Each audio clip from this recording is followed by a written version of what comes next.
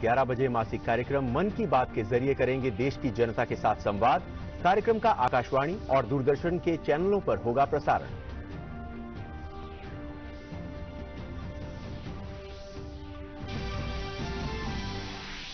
सरकार ने सभी गतिविधियों को 3 चरणों में खोलने के लिए जारी किए अनलॉक 1 से जुड़े दिशा निर्देश। कंटेनमेंट जोन के बाहर और गतिविधियां होंगी शुरू। राज्य और केंद्र शासित प्रदेश तय करेंगे कंटेनमेंट जोन। 1 जून से लागू होंगे दिशा निर्देश। रात 9 बजे से सुबह 5 बजे तक जारी रहेगा रात्रि कर्फ्यू।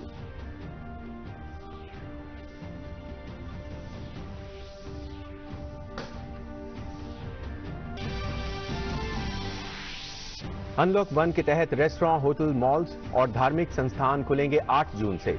अंतर्राष्ट्रीय हवाई सेवाएं, मेट्रो सेवा, सिनेमा हॉल, जिम और स्विमिंग पूल बंद रहेंगे। स्कूल, कॉलेज, शैक्षणिक संस्थान खोलने पर जुलाई में दूसरे चरण के तहत होगा विचार। हालात की समीक्षा के बाद तीसरे चरण की तारीख पर होगा फैसला।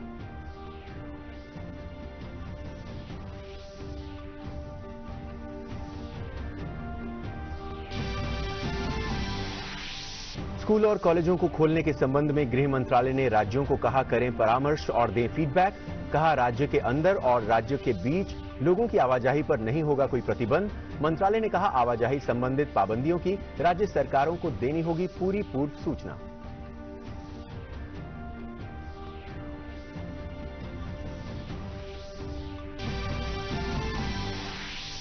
देश में कोरोना के खिलाफ जंग में अच्छी खबर। वायरस के सक्रिय मरीजों की संख्या घटकर हुई 86,422। 82,369 लोग हुए इलाज के बाद ठीक। रिकवरी रेट बढ़कर हुआ 47.40। विश्व भर में कोविड-19 के मामले करीब 60 लाख। 3,67,000 से ज्यादा लोगों की मौत।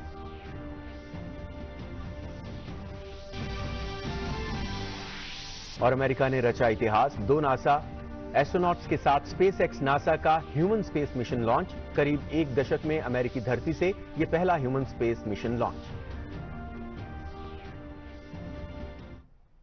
नमस्कार और अब देखते हैं समाचार विस्तार से। प्रधानमंत्री नरेंद्र मोदी आज सुबह 11 बजे अपने मासिक कार्यक्रम मन की बात में देश और विदेश में लोगों के साथ अपने विचार साझा करेंगे। मासिक रेडियो कार्यक्रम की ये 65वीं कड़ी होगी। ये कार्यक्रम आकाशवाणी और दूरदर्शन के समूचे नेटवर्क और आकाशवाणी समाचार की वेबसाइट www.newsonair.com और news on air mobile app पर उपलब्ध रहेगा।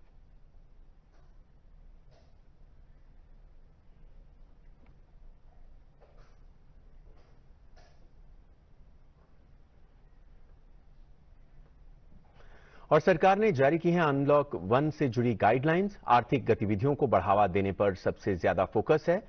8 जून से mall, shopping complex, hotel, restaurant और धार्मिक स्थल खुलेंगे, जबकि स्कूल, कॉलेजेस और शैक्षणिक संस्थानों को खोले जाने पर राज्यों और केंद्र शासित प्रदेशों से होगी चर्चा और सबकी राय लेने के बाद इन संस्थानों को खोलने पर जुलाई में फैसला होगा। अंतर्राष्ट्रीय हवाई सेवा, metro, cinema, gym, swimming pool 30 जून तक बंद रहेंगे। सामाजिक, राजनीतिक, सांस्कृतिक और धार्मिक गतिविधियों पर 30 जून तक रोक रहेगी।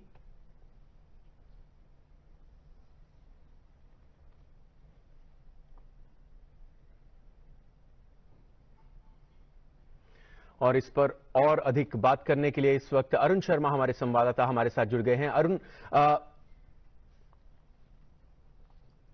जी माफी चाहूंगा, हमारे साथ हमारे संवाददाता सुधाकर दास हमारे साथ जुड़ गए हैं। सुधाकर, जिस तरह से अनलॉक 1 की दिशा निर्देश जारी किए गए हैं, तो ऐसा है कि ज्यादातर जो गतिविधियां हैं शुरू हो जाएंगी, तो किस तरह से इकोनॉमिक एक्टिविटीज जो शुरू होंगी, जो आर्थिकता का के लिए अहम रोल यहां पर किस तरह से ये निभा पाएंगे?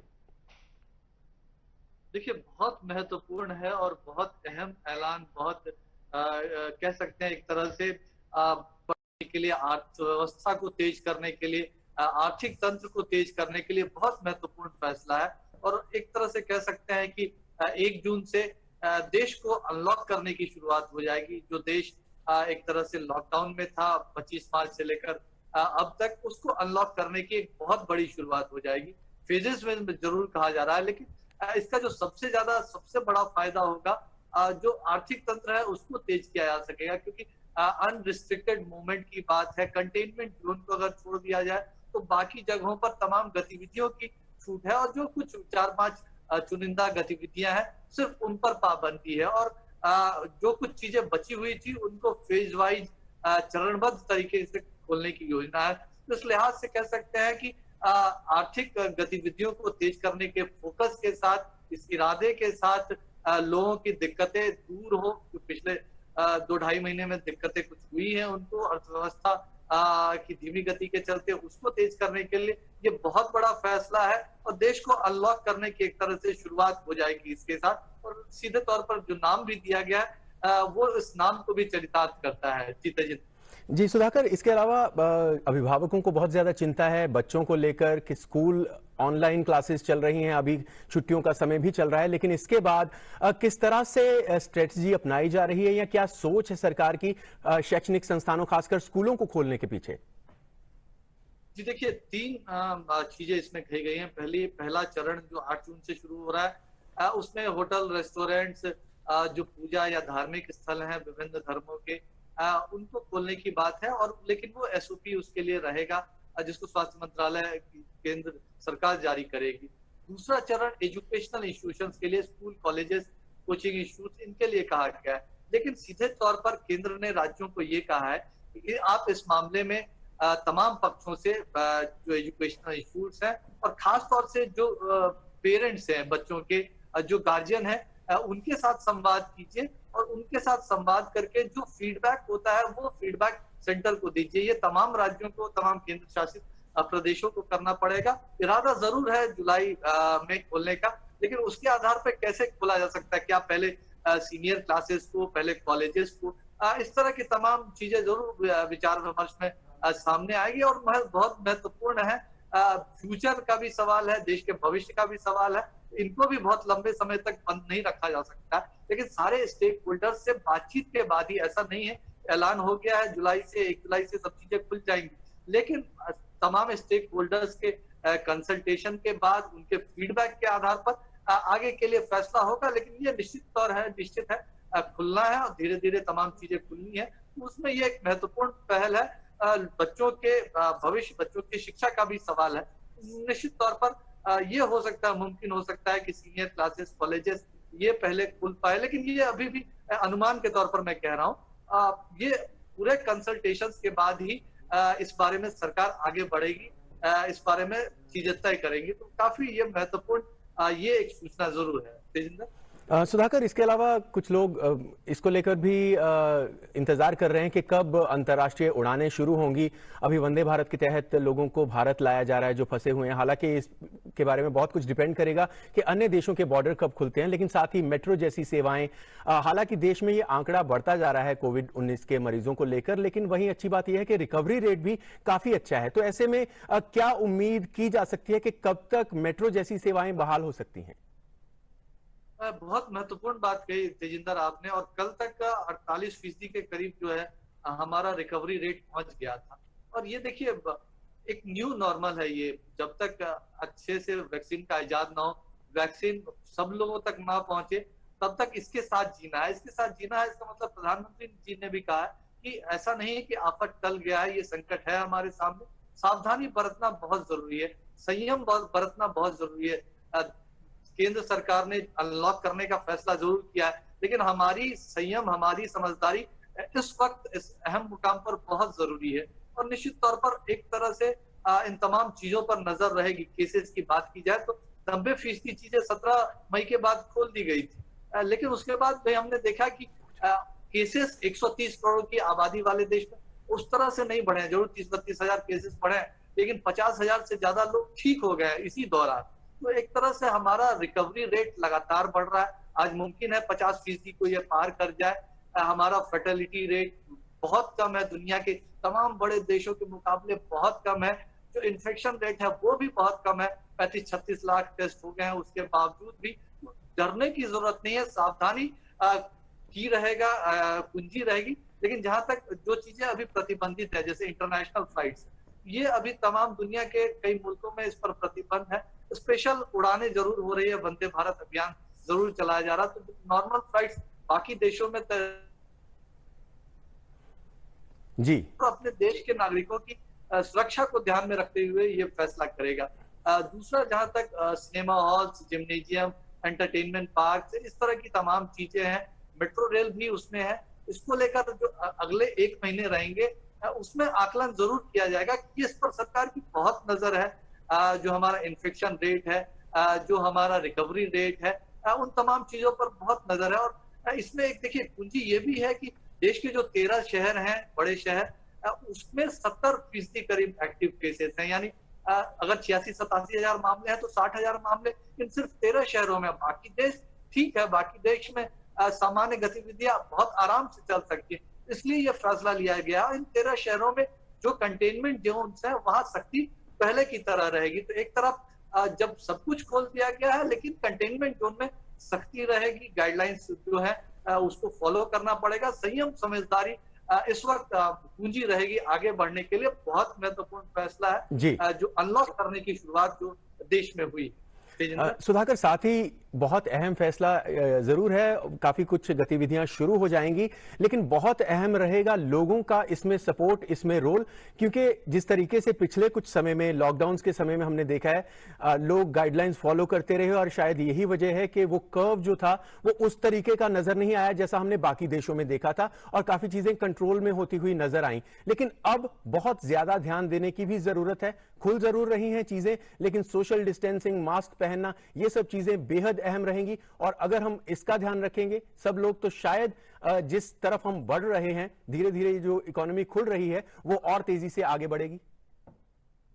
जी बिल्कुल, देखिए ये न्यू नॉर्मल, इसको समझना बहुत जरूरी है, इसको अपनाना बहुत जरूरी है। और किसी भी तरह की छोटी सी भी ढिलाई इसमें दी नहीं जा सकती है। ये हमारे अपने परिवार, हमारे अपने देश की सुरक्षा के लिए बहुत जरूरी है। खुद भी सुरक्षित रहें, दूसरों को भी सुरक्षित रखें। और क्योंकि जब तक कोई दवाई, कोई वैक्सीन पुख्ता तरीके से सामने नहीं आ जाती है, उसका एक तरह से परीक्षण नहीं हो जाता, वो सभी लोगों तक पहुंच नहीं जाती और इसमें थोड़ा वक्त लग सकता है। ये लोगों को समझना पड़ेगा और इसके लिए अनलिमिटेड टाइम तक आर्थिक तंत्र को खोलने का इंतजार नहीं किया जा सकता। एक बैलेंस तरीके से, संतुलित तरीके से ये बड़ा फैसला लिया गया। और जो प्रधानमंत्री जो बात कर रहे हैं, 2 गज की दूरी जरूरी है, सावधानी बरतना जरूरी है, ये बहुत जरूरी है। ये हमारे अपने सुरक्षा के लिए, हमारे बच्चों की सुरक्षा के लिए, ये मानते हुए आगे बढ़ना है, ये संयम दिखाना है। और अगले आने वाला समय काफी महत्वपूर्ण रहने वाला है। जो पीड़ित होते हैं उनके लिए हमारी पूरी तैयारी है। हमने देखा कि कैपेसिटी बिल्डिंग अच्छे से हुई है, हमारे बीच जागरूकता है, खुद जागरूक रहे, लोगों को भी जागरूक करते रहे, तो ये एक अहम कुंजी रहेगी आने वाले समय के लिए। तेजिंदर जी, सुधाकर, बहुत बहुत शुक्रिया ये जानकारी हम तक पहुंचाने के लिए। अनलॉक 1 से जुड़ी गाइडलाइंस के बारे में बात कर रहे थे हमारे संवाददाता सुधाकर दास। लेकिन इसमें बेहद जरूरी है कि हम लोग भी अपना योगदान दें। आर्थिकता खुल जरूर रही है, दुकानें खुल रही हैं और अन्य चीजें शुरू हो रही हैं, लेकिन इस दौरान बेहद अहम है कि हम अपनी सुरक्षा का ध्यान रखें। हम सुरक्षित रहेंगे तो अन्य लोग भी सुरक्षित रहेंगे। मास्क जरूर पहने, बहुत जरूरी हो तभी घर से बाहर निकलें। सोशल डिस्टेंसिंग का पालन सब लोग करते रहें, ये हमारी सबसे अहम जिम्मेदारी है। खबरों में आगे बढ़ते हैं। वंदे भारत अभियान के तहत खाड़ी देशों से आज 14 विशेष विमानों के जरिए 2200 से ज्यादा भारतीयों के स्वदेश लौटने की संभावना है। संयुक्त अरब अमीरात से 8 उड़ानें निर्धारित हैं, जिसमें से दुबई से 6 उड़ानें फंसे हुए भारतीयों को कोची, कन्नूर, कोझिकोड, तिरुवनंतपुरम, हैदराबाद और अहमदाबाद लेकर पहुंचेंगी। वहीं अबुधाबी से कोझिकोड और तिरुवनंतपुरम के लिए 2 विमान उड़ान भरेंगे। सऊदी अरब के रियाद से हैदराबाद और दम से श्रीनगर के लिए 2 उड़ानें निर्धारित हैं।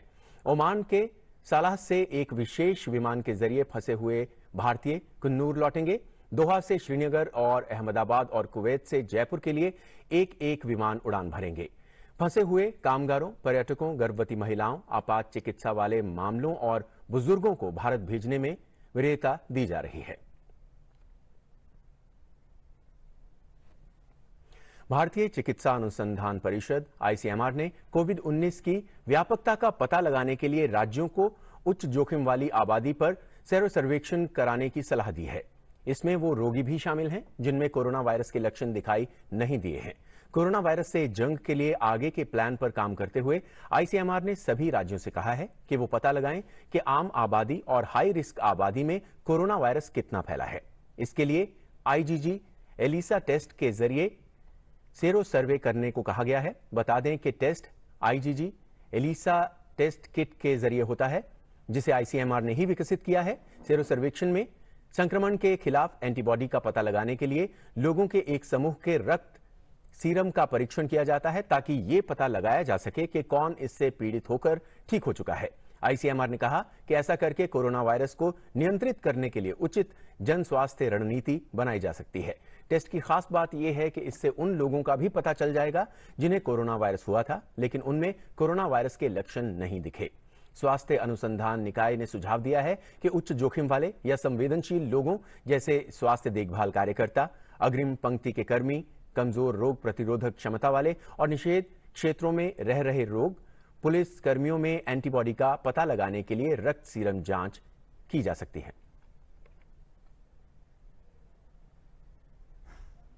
दुनिया भर में कोरोना वायरस से संक्रमण के कुल 60 लाख से ज्यादा मामले सामने आ चुके हैं, जिनमें से 3.67 लाख से ज्यादा लोगों की मौत हो चुकी है।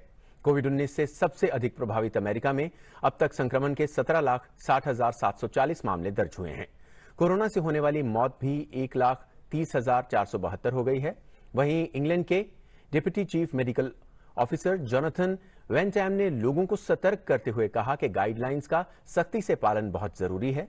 उन्होंने कहा कि ब्रिटेन में संक्रमण और फैलने की आशंका है, इसलिए सख्ती से नियमों का पालन करना ही अभी एकमात्र विकल्प है।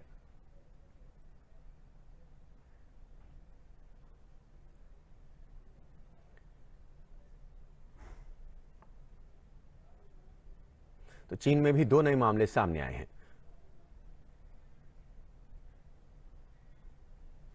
नेपाल सरकार ने राष्ट्रव्यापी लॉकडाउन को 14 जून तक बढ़ा दिया है।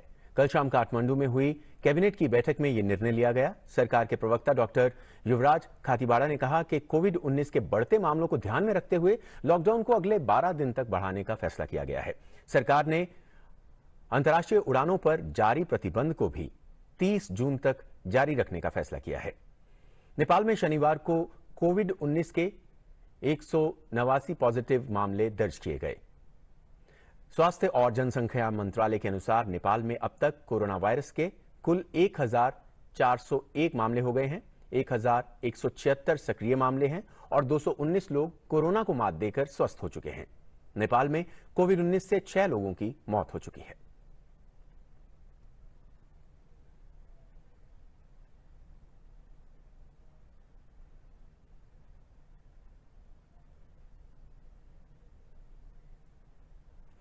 कोविड के खिलाफ मजबूती से खड़े देश के लिए कल का दिन राहत की खबर लेकर आया। स्वास्थ्य मंत्रालय ने जो आंकड़े जारी किए, उनके मुताबिक 24 घंटों के भीतर सक्रिय मामलों में पहली बार कमी दर्ज की गई। इसके साथ ही कोरोना के मरीजों के ठीक होने की दर में भी उल्लेखनीय वृद्धि दर्ज की गई। स्वास्थ्य मंत्रालय ने जो आंकड़े जारी किए हैं, उनके मुताबिक शुक्रवार से शनिवार के बीच में सक्रिय मरीजों की संख्या 89,987 से घटकर 82,369 हो गई। गौरतलब है कि शुक्रवार को 1,26,842 नमूनों की जांच की गई और 24 घंटों के भीतर 11,264 मरीज ठीक हुए। एक दिन के भीतर अब तक ठीक होने वाले मरीजों की यह संख्या सबसे ज्यादा है। मरीजों के ठीक होने की दर अब 47.40% हो गई है, जो पिछले दिन के 42.89% से 4.51% ज्यादा है। देश में कोरोना के मामलों के दोगुना होने की दर में भी गिरावट दर्ज की गई है। 30 मई से पहले मामले दोगुने होने की दर 14 दिन में 13.3 थी, जो पिछले 3 दिनों के दौरान 15.4% हो गई है। कोरोना से मरने वाले लोगों की दर 2.86% है। देश में कोविड मरीजों के लिए समर्पित 942 अस्पताल हैं।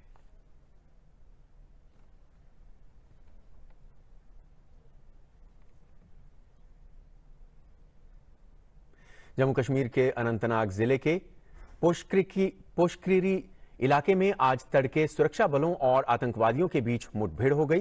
पुलिस और सुरक्षा बलों ने इलाके को घेर रखा है। इलाके में 1 या 2 आतंकियों के छिपे होने की आशंका है। कल कुलगाम में सुरक्षा बलों ने 2 आतंकियों को ढेर किया था।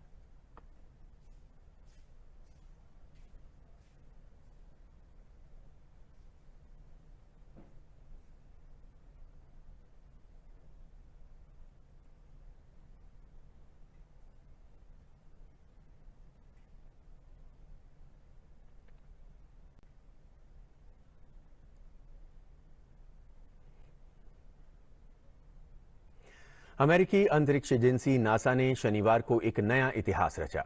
एजेंसी ने पहली बार एक निजी कंपनी स्पेस एक्स के अंतरिक्ष यान से अपने 2 अंतरिक्ष यात्रियों को इंटरनेशनल स्पेस स्टेशन के लिए सफलतापूर्वक रवाना किया।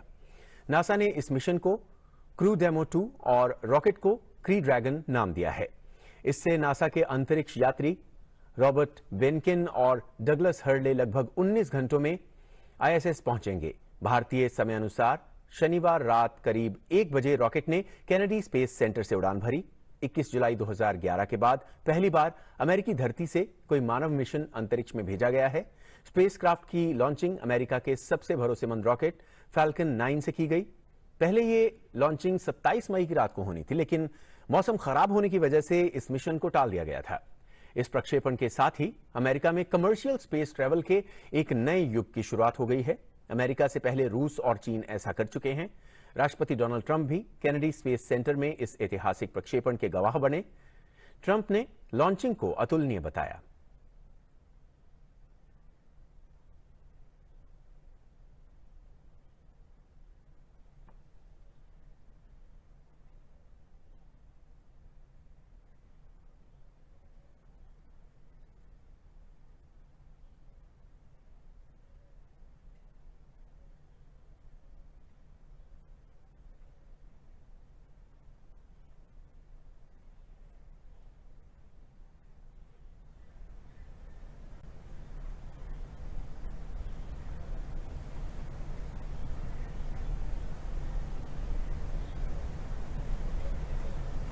और आपको बता दें कि सरकार ने जारी की हैं अनलॉक 1 से जुड़ी गाइडलाइंस। आर्थिक गतिविधियों को बढ़ाने पर सबसे ज्यादा फोकस है। 8 जून से लोगों को बड़ी रियायतें मिलेंगी। शॉपिंग कॉम्प्लेक्स, होटल, रेस्टोरेंट और धार्मिक स्थल खुलेंगे और शैक्षणिक संस्थानों को खोले जाने पर राज्यों और केंद्र शासित प्रदेशों से होगी चर्चा और सबकी राय लेने के बाद इन संस्थानों को खोलने पर जुलाई में फैसला होगा। अंतर्राष्ट्रीय हवाई सेवा, metro, cinema, gym, swimming pool 30 जून तक बंद रहेंगे। वहीं सामाजिक, राजनीतिक, सांस्कृतिक और धार्मिक गतिविधियों पर 30 जून तक रोक जारी रहेगी।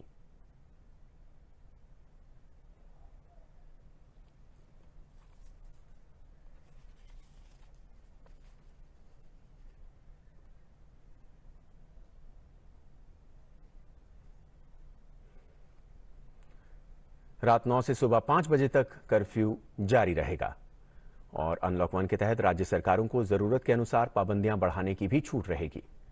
वहीं अंतर्राज्यीय और राज्यों के बीच व्यक्तियों और सामान की आवाजाही पर रोक नहीं होगी।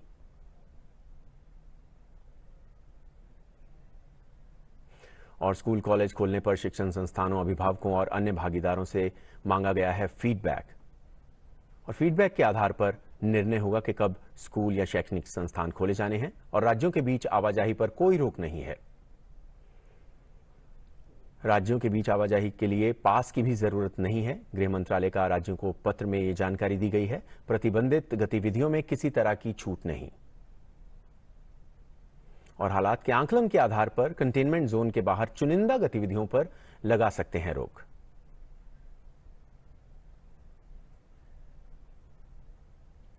और आइए अब एक नजर डाल लेते हैं हेडलाइंस पर। प्रधानमंत्री नरेंद्र मोदी आज सुबह 11 बजे मासिक कार्यक्रम मन की बात के जरिए करेंगे देश की जनता के साथ संवाद। कार्यक्रम का आकाशवाणी और दूरदर्शन के चैनलों पर होगा प्रसारण।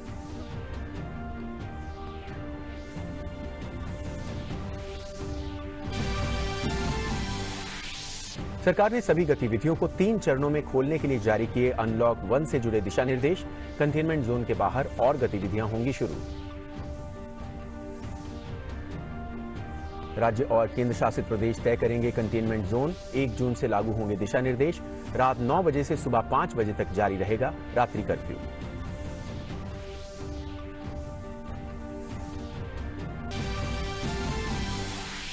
अनलॉक 1 के तहत रेस्टोरेंट, होटल, मॉल्स और धार्मिक संस्थान खुलेंगे 8 जून से। अंतर्राष्ट्रीय हवाई सेवाएं, मेट्रो सेवा, सिनेमा हॉल, जिम और स्विमिंग पूल बंद रहेंगे। स्कूल, कॉलेज, शैक्षणिक संस्थान खोलने पर जुलाई में दूसरे चरण के तहत होगा विचार। हालात की समीक्षा के बाद तीसरे चरण की तारीख पर होगा फैसला।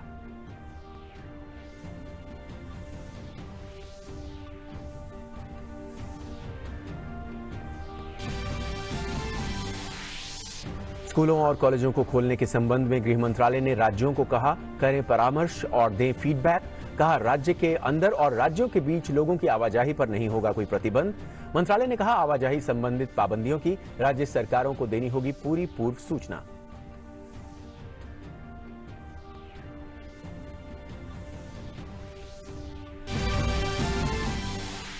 देश में कोरोना के खिलाफ जंग में अच्छी खबर। वायरस के सक्रिय मरीजों की संख्या घटकर हुई 86,422, 82,369 लोग हुए इलाज के बाद ठीक।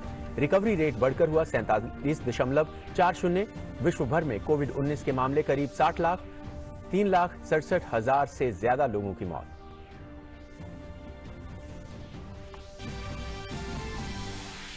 और अमेरिका ने रचा इतिहास, 2 नासा एस्ट्रोनॉट्स के साथ स्पेसएक्स नासा का ह्यूमन स्पेस मिशन लॉन्च। करीब 1 दशक में अमेरिकी धरती से यह पहला ह्यूमन स्पेस मिशन लॉन्च। और इस बुलेटिन में फिलहाल इतना ही। दीजिए इजाजत, नमस्कार।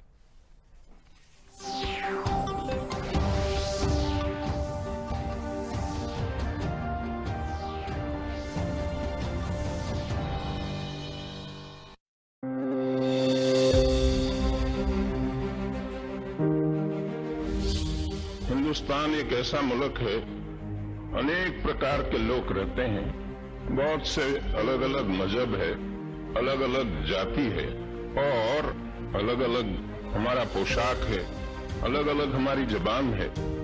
ऐसा कोई मुल्क दुनिया में नहीं है